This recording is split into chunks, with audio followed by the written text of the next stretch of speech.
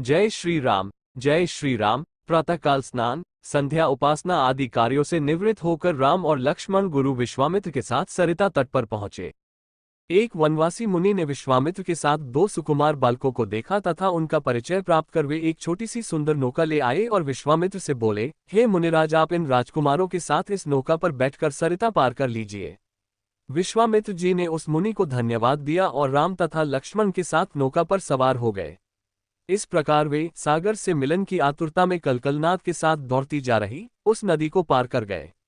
नदी के उस पार एक भयानक वन था। उस वन को देखकर राम बोले, गुरुदेव, यह वन तो बड़ा भयंकर है। सभी ओर से सिंह, व्याघ्र आदि हिंसक पशुओं के दहाड़ने और हाथियों के चिंघाड़ने की ध्वनि आ रही है। जंगली सुअर, भालू, वन भैंसे आदि वन्य प्राणी भ्रमण करते दृष्टिगत हो रहे हैं। वृक्षों की सघनता के कारण सूर्य का प्रकाश इस वन के भीतर घुसने का साहस नहीं कर पा रहा है और इसी कारणवश चारों ओर अंधकार हो रहा है। इस अति दुर्गम वन का क्या नाम है? राम के इस प्रश्न का उत्तर विश्वामित्र ने इस प्रकार दिया, हे राघव, पूर्व काल में इस स्थान में वन न होकर मलदा और करूप नाम के दो बड़े समृद्ध राज्य हुआ करते थे।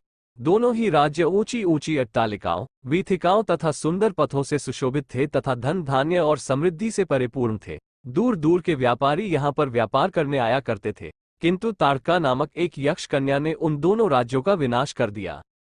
ऋषि विश्वामित्र ने आगे बताया, ताड़का कोई साधारण स्त्री न होकर सुंड नाम के राक्षस की पत्नी और मारीच नामक राक्षस की माता है।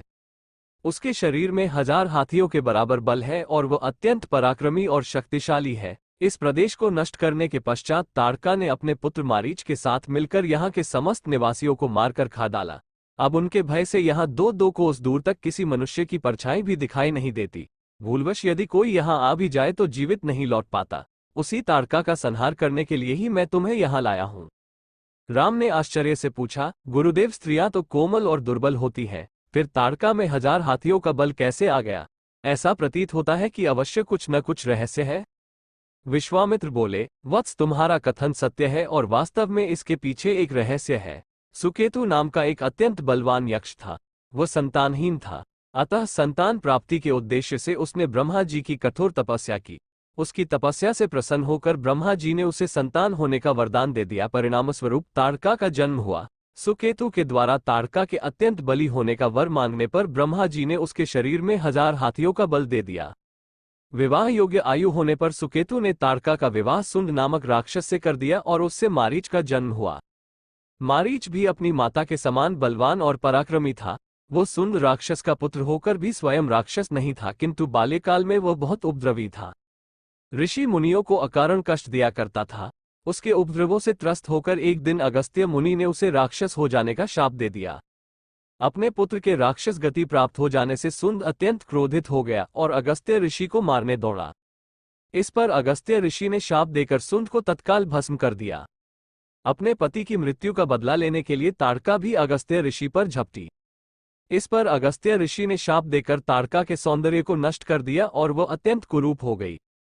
अपनी कुरूपता को देखकर और अपने पति की मृत्यु का बदला लेने के लिए ताड़का ने अगस्त्य मुनि के आश्रम को नष्ट करने का संकल्प किया है। अतः हे राम, मैं तुम्हें आज्ञा देता हूं कि तुम ताड़का का वध करो। तुम्हारे अतिरिक्त इसका वध कोई भी नहीं कर सकता।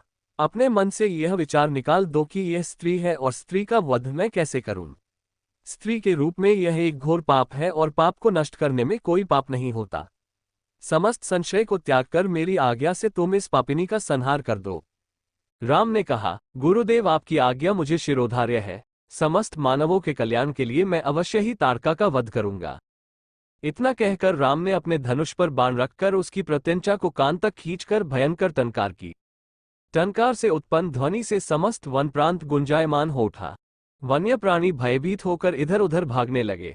इस प्रकार की अप्रत्याशित खलबली मची देखकर ताड़का क्रोध से भर उठी। धनुष ताने राम को देखते ही इस विचार से कि कोई अपरिचित कुमार उसके साम्राज्य पर आधिपत्य करना चाहता है, वो क्रोध से पागल हो गई। राम पर आक्रमण करने के लिए वो तीव्र गति से उन पर झपटी। ताड़का को अपनी ओर आते देखकर राम ने लक्ष्मण से कहा, हे सौमित्र, ताड़ के वृक्ष जैसी विशाल और विकराल मुख वाली इस राक्षसी का शरीर कितना कुरूप है।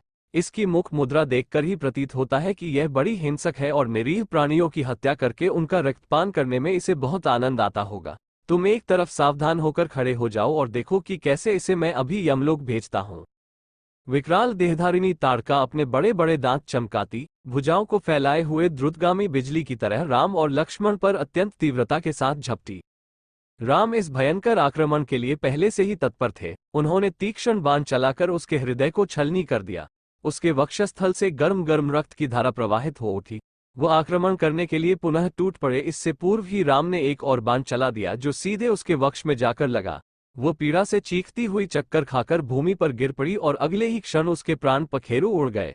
राम के इस रण कौशल और ताड़का की मृत्यु से ऋषि विश्वामित्र अत्यंत प्रसन्न हुए। उनके मुख से रामचंद्र के लिए आशीर्वचन निकलने लगे। गुरु की आज्ञा से वहीं पर सभी ने रात्रि व्यतीत की। प्रातःकाल उन्होंने देखा कि ताड़का के आतंक से मुक्ति पा जाने के कारण उस वन की भयंकरता और विकरालता समाप्त हो चुकी है। कुछ समय तक उस वन की शोभा निहारने के उपरांत स्नान पूजन से निवृत्त होकर वे महर्षि विश्वामित्र के आश्रम की ओर चल पड़े। जय श्री राम, जय श्री राम।